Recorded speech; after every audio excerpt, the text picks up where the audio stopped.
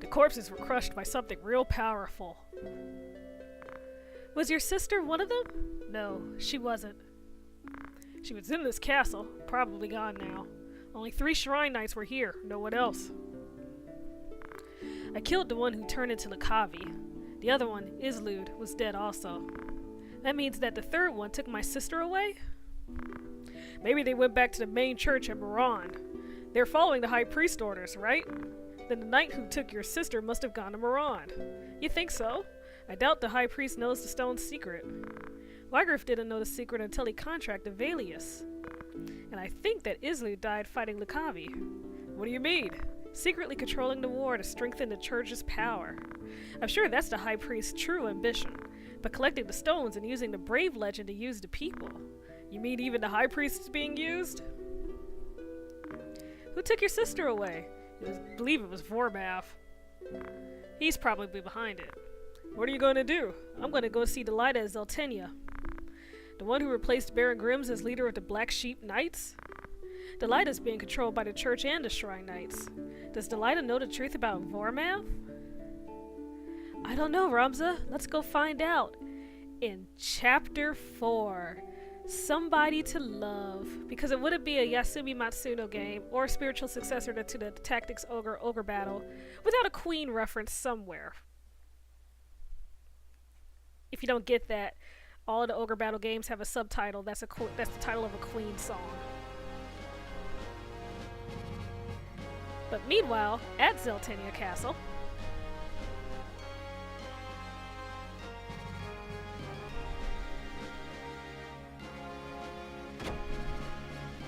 hey, it's Olin.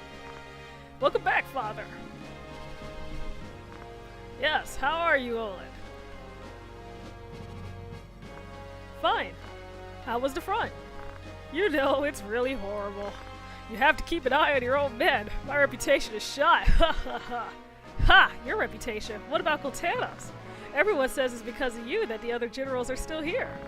Pledging lifelong loyalty. That's the Orlando way. Watch what you say. I'm sorry. I'll be careful from now on. Alright. What about the other matter? The crystal-like stone was found in gold. Another was found by the late cardinal at the end of the war. The Shrine Knights have been active, but we don't know their plans yet. What about the spy we sent it to Moran? Unfortunately. We'd like some proof of the High Priest's plot and move into peace.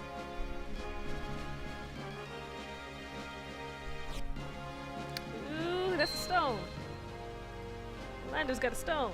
They'll find out sooner or later. Then there will be real war. If Orlando's got a stone, does that mean we're gonna cross paths with Orlando soon? What do you think? Of course we are. Trick question.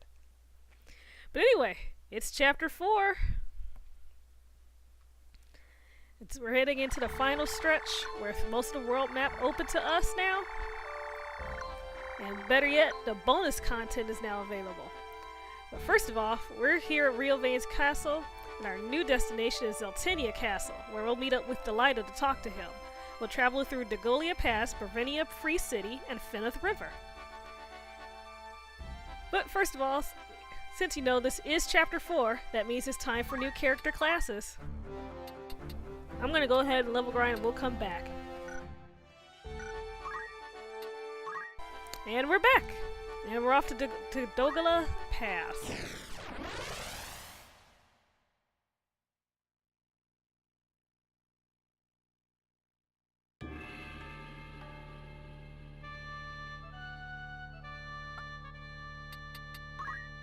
And here we are, back with the new team. Ramza as a mine, Gellis as a samurai, Gelki's a ninja, Zack's a mediator, and York is a calculator. This will be our team for the rest of the game. Am I crazy? Possibly.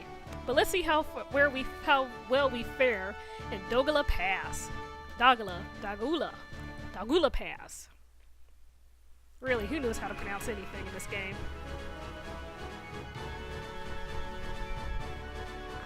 As long as we're here, you cannot pass. Well, looks like the Nanten are in our way. The only way for us to get through is to defeat all enemies.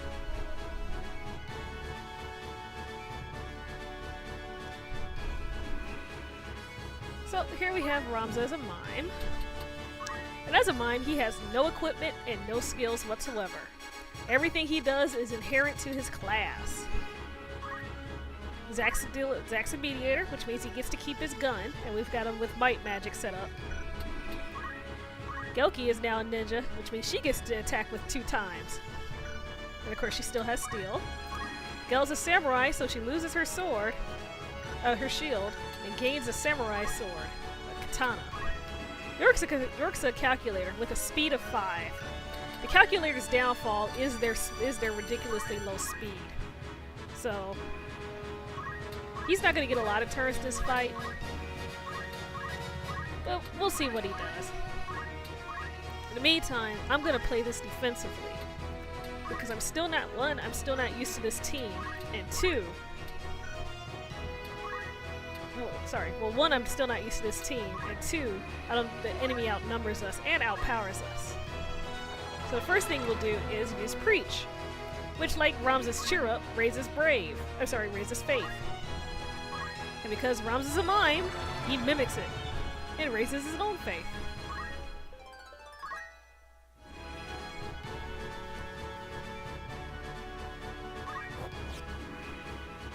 Mimes are interesting. I have never played with a mime, like, ever. Like, possibly I may have in like a little general sense, but overall I've never used a mime seriously. So this will be a surprising test of both tactical usage and just not screwing myself over, as you'll see soon. So it's very easy to screw yourself over with the team setup that I have. But the enemy's gonna move. They're taking up positions to get left. Rams has been targeted, but as a mime, he has inherent martial arts. And as we all know from when Ramza was a monk, Ramza slaughters everything with his fists. So that's already 1 mage down, 1 wizard down.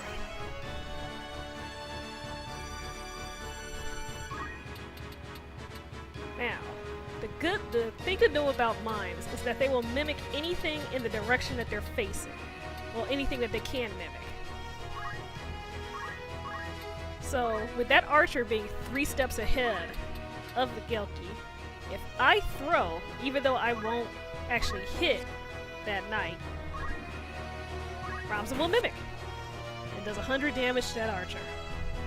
All without his turn. But it's York's. And York doesn't have a lot of stuff. Let's explain the calculator class. Calculator class uses math, and they use math to do everything. You can unlock a bunch of variables like charge time, height, level, and there's one other that I can't remember.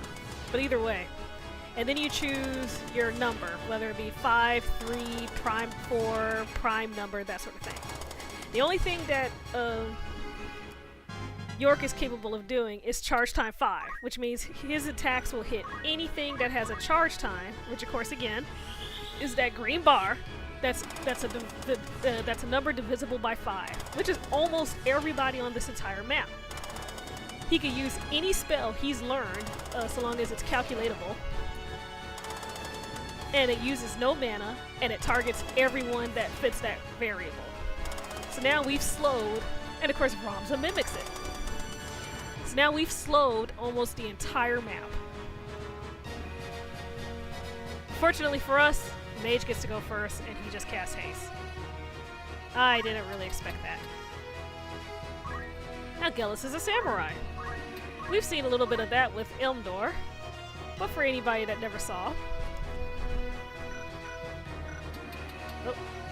And for anybody that does see, you can use a katana to do a draw out, which is an area of attacks, which has an area of attack of effect. It has a chance to break the sword as well, which is why I have multiples. But when it does work, you can hit a large area with it. And of course, Ramza mimics it.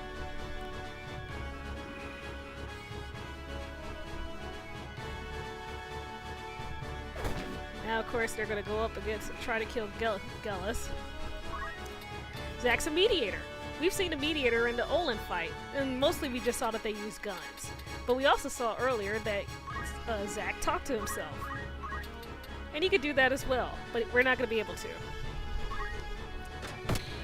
Zack attacks 3 steps forward, and Ramza mimics. We've done 164 damage to that archer without ever getting close to him.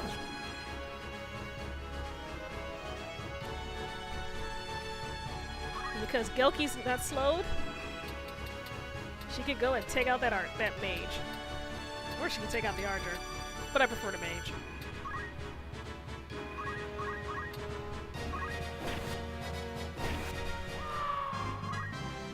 Now Ramza will mimic, but there's nothing ahead of him, so it's pretty much wasted. But it is his turn now, and he can just go punch stuff. Killed that guy before he ever got a turn again.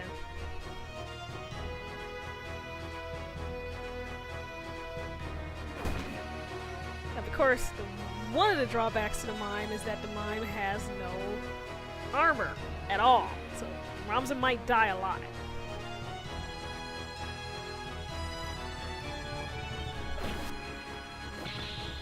We're also very fragile. Gellus doesn't have the defense, the dodging ability she had as a geomancer, though she does have the armor ability of a knight armor on, so that's at least a good thing. But that does just mean she just takes hits. But anyway, we'll get to work on that Lancer up there by killing the other Lancers. Ramza will trigger whatever he's doing in the direction that he's facing. So facing Ramza correctly is important, because he'll mimic it in whatever direction he's currently facing.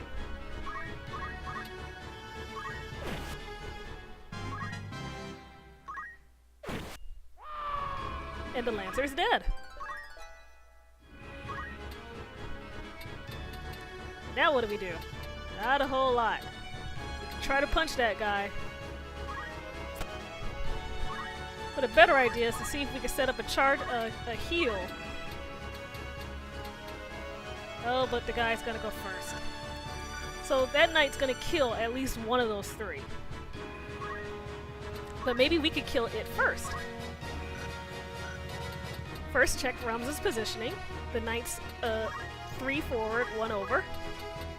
3 forward, 1 over will be shooting Ramza in the back. But remember, Ramza does it in the direction he's facing. So if I turn and shoot, Ramza mimics and puts the guy to critical. Now it's York's turn. He can do a charge time 5, but what can he do? The horrible thing about charge time 5 is that it's indiscriminate to allies and enemies alike. So I could do a charge time 5 paralyze and see if it gets that guy and see if it misses enough of our own people, but check that out. The knight's not included in it. That means I could safely charge time 5 cure 3. And everybody with the charge time divisible by 5, which is Ramza, Gelki, and York, gain in HP. Well wait, it's mimicked, and Ramza's a much better caster. Now we don't have to worry about Gelki and Ramza at all, which means Gellus is going to be the one to die, unfortunately.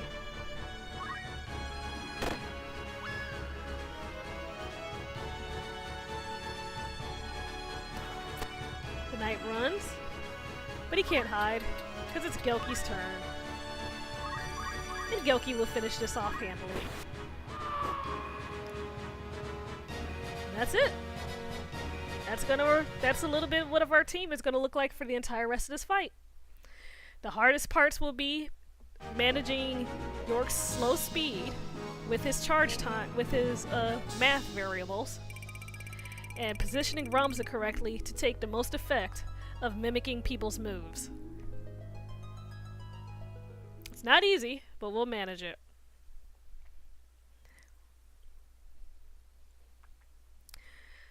But yeah, that's about it.